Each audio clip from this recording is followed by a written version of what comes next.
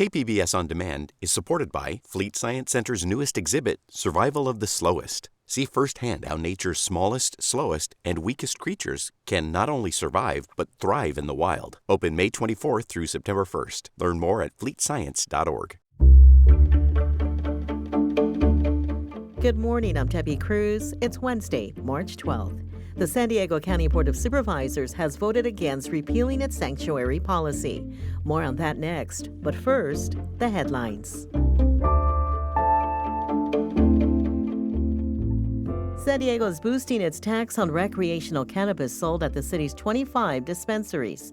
The city council voted this week to raise that tax from 8% to 10% as part of its efforts to fill a $250 million budget deficit. According to the Union Tribune, the 10% tax ties San Diego with Los Angeles and San Jose as the highest in the state. The increase is expected to boost revenue by $4 million a year, but critics say people might just buy in another city or through illegal alternatives.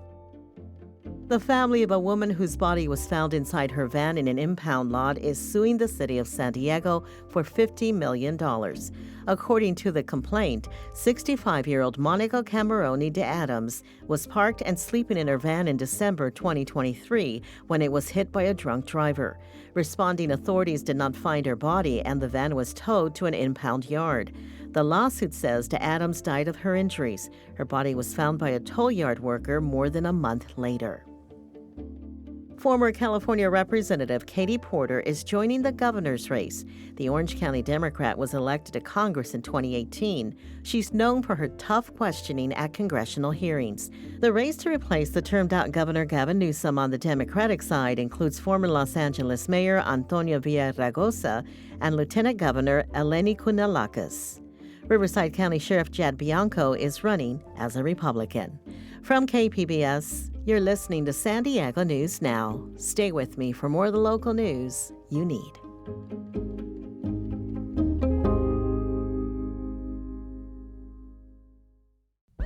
Now on the Finest podcast, the NPR Tiny Desk Contest. We highlight our favorite local entries and hear from the artists who made them. We're just very tired of hearing music that doesn't represent the people or is very nonsense or just dumbing people down. Listen now wherever you get your podcasts.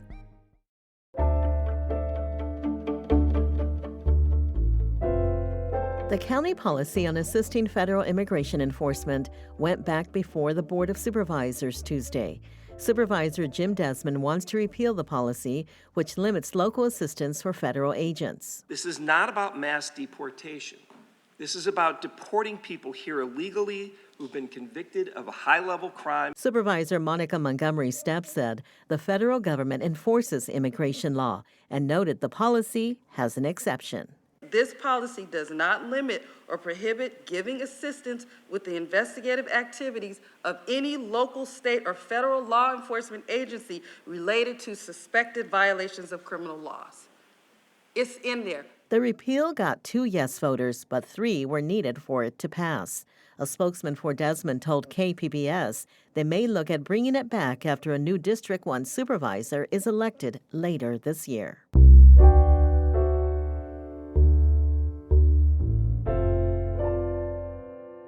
Also yesterday, the board voted to update its unsafe camping ordinance, trying to prevent wildfires from starting at homeless encampments. Reporter Alexander Nguyen says Supervisor Joel Anderson brought the issue up because of backcountry fires caused by human hands. The aftermath of the 2003 Cedar Fire is still haunting people in rural East County. Supervisor Joel Anderson says that's the reason why he brought this issue up, especially in the county's unincorporated and rural areas. He says it's about fire safety. We're going to lose citizens and we're going to lose a lot of homes, and that's wrong. We can prevent this. After some back and forth negotiation, the board voted unanimously to add provisions related to fire risks. They include protections in specific areas such as open spaces. And when there are no fire threats, deputies will give 72 hours notice to clear out encampments and offer shelter before enforcement. The updated camping ban will return to the board for a second reading in 60 days. Alexander Nguyen, KPBS News. The San Diego County Sheriff's Office is now addressing a controversial 2023 transfer of a jail inmate to Immigration and Customs Enforcement custody. Reporter Gustavo Solis has the details. The Sheriff's Office is asserting that the transfer of an undocumented man to ICE custody was legal under one of California's sanctuary laws. ACLU lawyers and other advocates have publicly flagged this case as a possible violation of state law for nearly a year. It involves a man with a 21-year-old conviction for assault with a deadly weapon. The Sheriff's Office had not responded to those questions about this case until last Friday, after a KPBS story on the issue. The response from a sheriff's spokesperson cited a specific section of the law to justify the legality of the transfer. That section says that a transfer can occur when, quote, an individual has been convicted of a felony punishable by imprisonment in the state prison system. The Sheriff's Office had not previously cited that section of the law in public forums relating to the sanctuary law, and it conflicts with another section of the same law. That section creates a time frame for when someone with specific convictions can be transferred. It says transfers can occur if, quote, the individual has been convicted within the past 5 years of a misdemeanor or has been convicted within the past 15 years of a felony. Gustavo Solis, KPBS News. The Imperial Valley LGBT Resource Center is changing its name. Imperial Valley reporter Corey Suzuki says that's one of several decisions raising questions about the center's commitment to the trans community. For almost a decade, a bright rainbow sign has welcomed visitors to the Imperial Valley LGBT Resource Center in El Centro. It's out at the entrance to the parking lot. Another version hung on the lobby. But in the last 2 months, those symbols of the LGBTQ+ community have been taken down. We recently had the sign changed from Imperial Valley LGBT Resource Center to the Donnelly Community Services Center, which is now our DBA. Rosa Diaz is the center's founder and CEO. She started the center in the mid-2010s after trying to get her church to do more to support kids who were questioning their sexual orientation. It didn't go very well, and after a while, I was no longer allowed to be in the position of ministry. Diaz was a minister at the time, but because she came out as lesbian, she says the church took away her leadership role. Diaz decided to create her own Bible study group for LGBTQ+ people in the Valley. Pretty soon it started to grow. In 2015, Diaz decided to start a resource center. I didn't know much about the LGBT population. I knew about myself being, lesbian, but there was nothing in my radar about rights. It was more advocacy for help. LGBTQ+ resource centers have a long history across the country, but this one was the first of its kind in Imperial County, the only official physical place for the Valley's community. Other advocates in the region were excited. Kathy Molig is the executive director of Trans Family Support Services in San Diego. She says she met up with Diaz personally to try and figure out what they could do to support the new center. It's not a matter of competition because there are plenty of people that need our services. So it's a matter of when we work together, we're stronger. And that's what we were hoping to bring to Imperial Valley. But some people were a little more wary. They didn't feel like the center was welcoming to everyone in the broader LGBTQ+ community, especially when it came to trans people. I've met a lot of people who used to go to the center, but due to the toxic environment that went throughout the years, people just left. Andy Lopez is a former outreach worker at the center. She says some of the other staffers would repeatedly misgender her and other trans employees. Lopez says she reported those behaviors, but that Diaz never did anything to stop them. Eventually, she reported the center to the state civil rights department. This is my lived experience with all the hate by somebody who promoted acceptance, but never honored our existence. Diaz denies these allegations. She said Lopez never reported those behaviors to the center's leadership.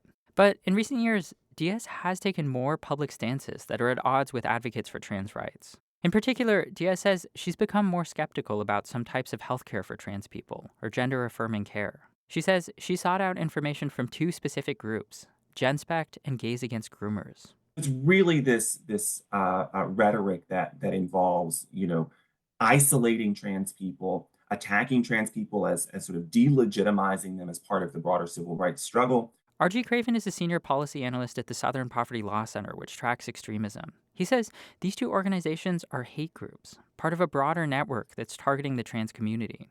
trying to delegitimize trans identity, call into question the general global medical consensus about gender-affirming care. Diaz says she doesn't completely agree with what these groups say, but she says she wants to hear their perspective. So you can call them hate group just because they don't agree with you, or you can just say, yeah, well, they oppose me or they think differently, and that's America. This past October, Diaz spoke out at an Imperial County Supervisors meeting against a new state law, one that had strong support from trans advocates. That law requires schools to get permission from students before sharing their sexual orientation or gender identity with their parents. Then, in December, Diaz announced the center was changing its name to the Donnelly Center, taking the name of a retired judge and longtime financial supporter. In the parking lot outside the center, they took down that bright rainbow sign and replaced it with a glassy ocean blue placard. Molik says it didn't come as a surprise, but it was disheartening. She and other San Diego LGBTQ+ leaders issued a joint statement condemning the decision. There's not just the rebranding and the shifting of a mission of a center. There is a whole population within the county that is not serving because there's just not enough of all these providers. Despite the criticism, Diaz remains defiant. Imperial County is big, she says. If other people don't think her center is serving the trans community, they should do it themselves. Already, some other advocates in the Imperial Valley say that's exactly what they plan to do. In El Centro, Corey Suzuki, KPBS News. Tomorrow we'll have more on these new efforts to support the Valley's LGBTQ+ community.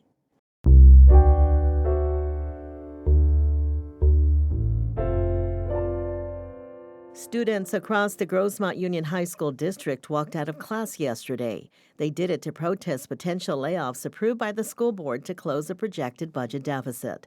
Video journalist Matthew Bowler was at district headquarters. No staff! No students! No staff! No students! Chanting and waving homemade signs, students at Grossmont High School walked out of class protesting potential layoffs in the district. And our school is not going to stand for one. That's Grossmont High senior Maggie Kelly. She's one of the student leaders who organized this walkout. Students left the high school campus and walked next door to district headquarters. It's important to do the math. There is a $2.4 million deficit projected for the district for the end of this school year. Even if every single staff member being cut was paid a minimum teacher salary of $40,000 a year, there would be money left over after clearing the deficit with these 61 cuts. The Grossmont Union High School District School Board voted 4-1 to eliminate librarian, teacher, and other staff positions to help close a $2.4 million budget deficit. Acting Superintendent Sandra Hueso wrote in a letter to the board that the budget cuts are needed to maintain the district's long-term financial stability. The district is required to issue final layoff notices by May 15th. Matthew Bowler, KPBS News. That's it for the podcast today. As always, you can find more San Diego news online at kpbs.org. While you're there, check out KPBS new video series, Soccer a la Frontera. The first 2 episodes diving into the history and cultural impact of the sport in San Diego are available now. I'm Tebby Cruz. Thanks for listening and have a great Wednesday.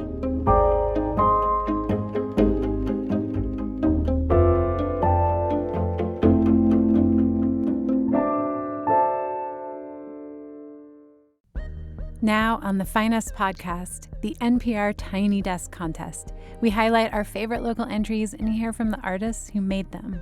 We're just very tired of hearing music that doesn't represent the people or is very nonsense or just dumbing people down. Listen now wherever you get your podcasts.